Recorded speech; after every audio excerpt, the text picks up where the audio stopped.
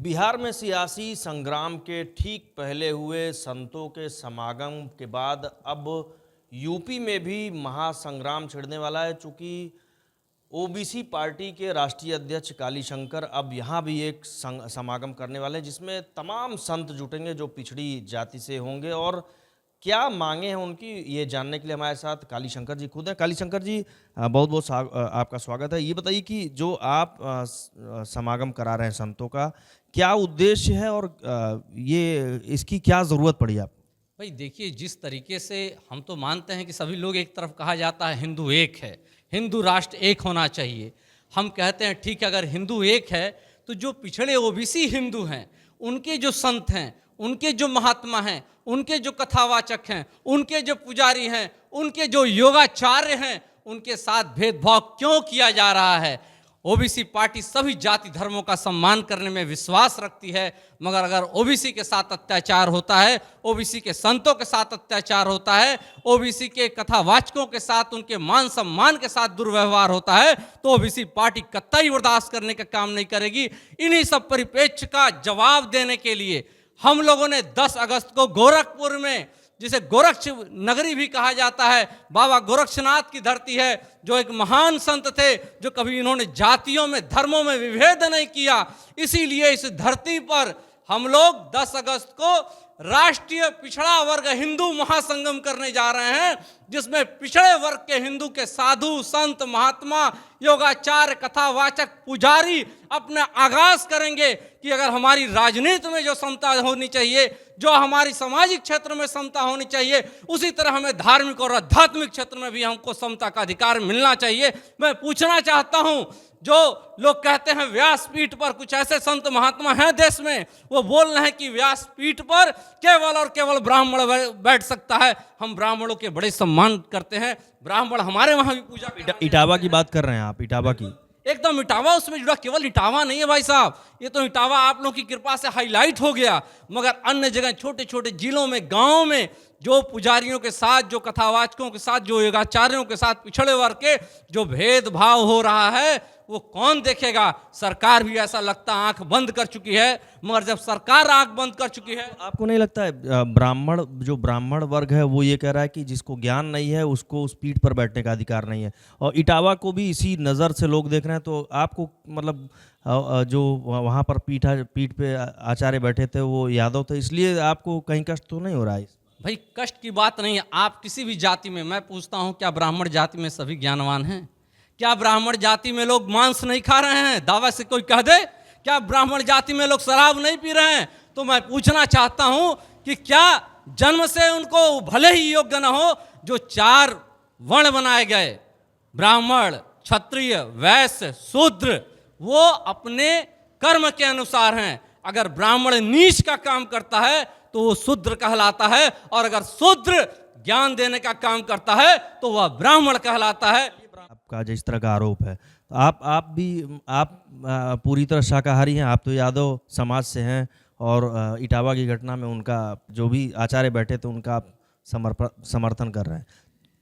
देखिए, जो व्यभिचारी लोग हैं, जो ये स्वतंत्रता है, आप मांस खाइए या ना खाइए, डेमोक्रेटिक वे है, संवैधानिक व्यवस्था है। भाई संविधान में कोई भी धर्म स्वीकार करने की, सभी धर्मों का सम्मान करने की बात कही गई है। किसी धर्म का विरोध नहीं, किसी जाति का विरोध नहीं होना चाहिए, समता की बात की गई है। अब वो आपका टेस्ट है कि आप मांस खाते हैं या ना खाते हैं, इसमें हमारा कोई विरोध नहीं है। हमारा उसके साथ नहीं, हमारा विरोध है कि अगर जाति देख करके विरोध किया जा रहा है, पिछड़े समाज को देख के विरोध किया जा रहा है, तो ये हमारा, क्योंकि संविधान का राज है, मनुस्मृति का नहीं। अभी बिहार की बात करें, चुनाव के ठीक पहले वहाँ पे भी संतों का समागम होता है। उसका राजनीतिकरण भी लोग कर रहे थे कि चुनाव के ठीक पहले हिंदुओं को एक करने की बात हो रही है, जाति में बांटने की बात हो रही है। तो क्या लग रहा है, बिहार का जो सम्मेलन है था संतों का, वो किस तरह का आप मानते हैं, और क्या उसी से प्रभावित तो नहीं हो कि आप यहाँ भी सम्मेलन कर रहे हैं? नहीं, बिल्कुल नहीं। बिहार में राजनीतिक गतिविधियां, हर राजनीतिक पार्टी कोई ना कोई, और जो उनसे जुड़े हुए राजनीतिक संगठन है, वो हथकंडा अपनाते हैं। ये मैनिपुलेटेड होता है, ये पूर्व नियोजित ये सारी चीज़ें होती हैं। मगर ओबीसी पार्टी, जो हमारा आम ओबीसी है, जो हमारा हिंदू, या तो हमें 2म दर्जा का दे दिया जाए अधिकार कि आप 2म दर्जे के हिंदू हैं, तो बता देगी अपनी ताकत जो पिछड़े हिंदू हैं कि क्या होता है ओबीसी की ताकत इस देश में। डेमोक्रेसी हमसे चलती है, देश हमसे चलता है, देश की सारी व्यवस्था हमसे चलती है, हम कर्मशील लोग हैं। डॉक्टर संजय निषाद भी काफ़ी कर्मशील हैं, कैबिनेट मिनिस्टर हैं और निषाद समाज को भी एससी का दर्जा दिलाने के लिए लड़ाई लड़ रहे हैं लगातार, गोरखपुर के ही रहने वाले हैं। तो वो भी ओबीसी जो दर्जा मिला हुआ है उसको नहीं मानते, कहते हैं एससी का दर्जा हमें दिया जाए। तो क्या लगता है कुछ प्रभाव यहाँ पर दिखाई दे रहा है कि जिस तरह की बातें वो कर। भाई देखिए, जहाँ तक आप डॉक्टर संजय निषाद जी की आप बात कर रहे हैं, वो उनका व्यक्तिगत राजनीतिक विषय है कि वो क्या मांग कर रहे हैं। वो अपने राजनीति के स्वार्थ के हिसाब से ट्यून बढ़ाते हैं और ट्यून कम करते हैं।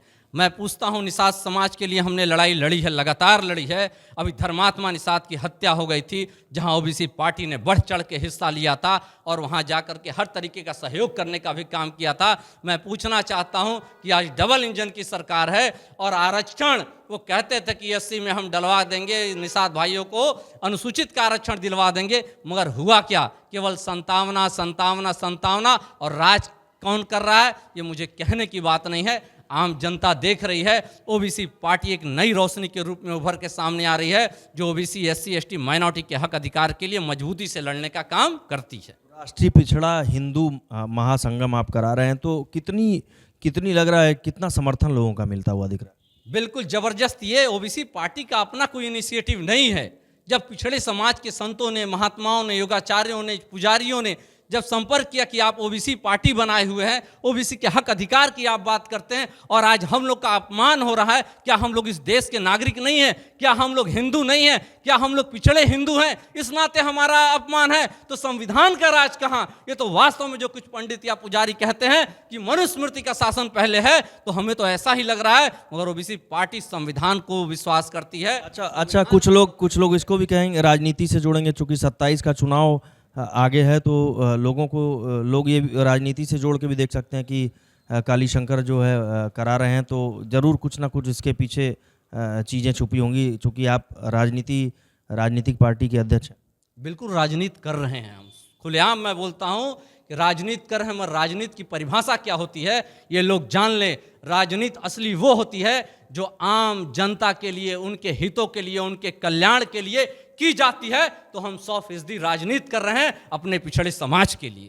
देखिए, संतों को लेकर राजनीति करने की बात काली शंकर जो राष्ट्रीय ओबीसी पार्टी के राष्ट्रीय अध्यक्ष हैं वो मान रहे हैं, लेकिन उनका कहना है कि जिस तरह से पिछड़ों का अपमान किया जा रहा है वो इसे कतई बर्दाश्त नहीं करेंगे, और यही वजह है कि इस तरह के समागम के लिए उन्हें रणनीति तैयार करनी पड़ी है जो गोरखपुर में होने वाला है। और इसमें उनको पूरी उम्मीद है कि अधिक से अधिक संख्या में लोग जुटेंगे और उनकी बातों को और संतों की बातों को सुनेंगे।